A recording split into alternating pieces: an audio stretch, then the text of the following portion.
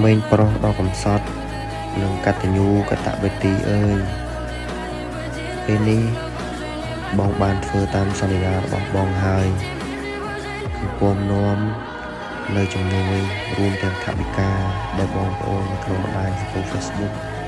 ចូលរួមជួយបងអូនថែមទាំងការលើកទឹកចិត្តដល់បងអូនសង្ឃឹមថាបងអូននឹងរីករាយបងអូននឹងសប្បាយចិត្តចំពោះជំនួយទាំងអស់នេះហើយក៏សូមថ្លែងអំណរគុណទៅដល់ក្រុមបាល់ទាត់ឧត្តរ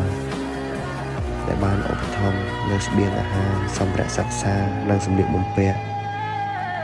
រួមទាំងអរគុណអ្នកមីងនៅខាងប្រទេសស្វីសគឺអ្នកមីង Step Bopa Stoger រួមទាំងមិត្តភ័ក្តិសម្លាញ់យើងនូលីរួមទាំងបងស្រី Seobel ដែលឧបត្ថម្ភដល់បងអូន